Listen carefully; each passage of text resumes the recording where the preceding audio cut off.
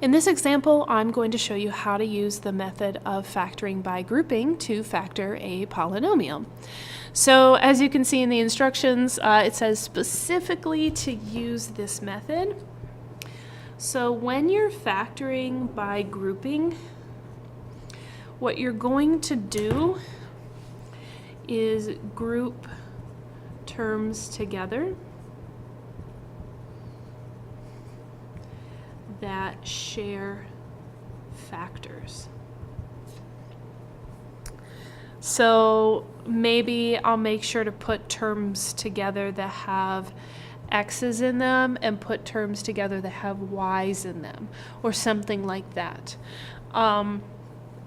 We want to make sure that they actually share factors, because the next thing that you're going to do is factor out the GCF, the greatest common factor, of each group.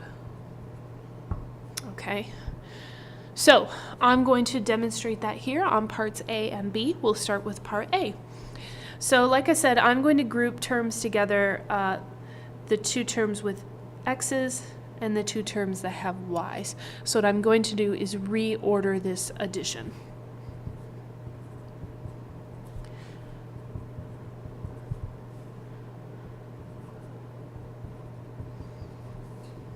Okay, so I'm going to group them by putting in parentheses, but this negative is attached to this y.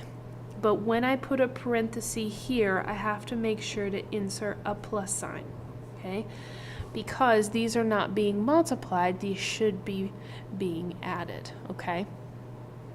So I wanted to make sure to demonstrate that here. I put a plus sign in between here because these are really being added. So, the greatest common factor of this first group is 2x. And the greatest common factor of this second group is a negative y. We can see both terms are negative and they both have a single y. So minus y here. Okay, so now I need to determine what's left behind. So 2 goes into 6 3 times. I'm factoring out 1x, leaving 1x behind. And 2x is 2x, so when you divide, you get 1. Remember that you should be able to distribute this 2x in and get this quantity back. So that's a good way to check your work. So when I factor out a negative y out of negative y, I'm left with 1. I've factored out the negative, so it leaves behind a plus 3x. Okay, so now what I want to do is repeat the process. Now I'm going to look at this entire term here and this entire term here and see what they share. At this point, they should share something, and in fact they do. They both share this quantity right here, 3x plus 1. So what I'm going to do is factor that out, 3x plus 1. And when I factor that out, it leaves behind the coefficients 2x minus y. And we're finished. So we'll use the same method over here on part B so you can see it again. I want to group terms together that share factors. So that could be the a's and the b's. That could be the x's, the y's, the positives, the negatives, okay?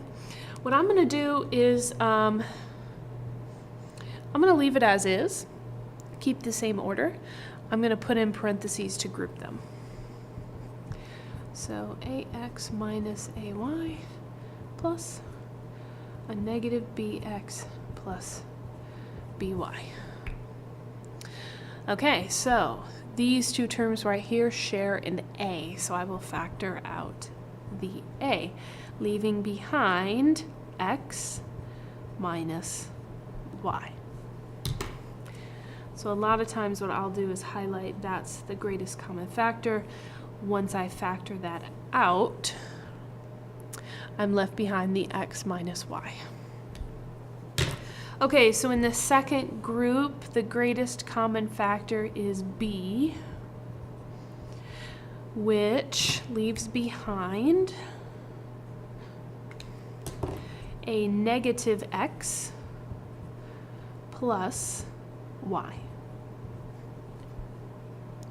Okay, so right now at first glance it doesn't look like these are the same thing, so what I'm going to do is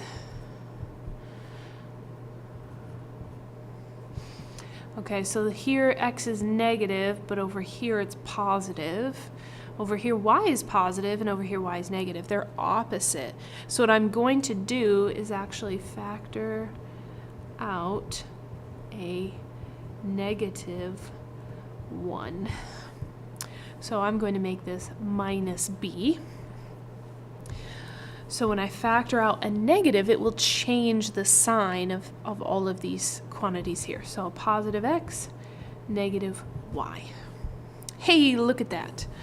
Now, when I look at these two terms right here, the greatest common factor is x minus y, and I can factor that out. So I'll get x minus y times what's left behind a minus b. And that's it.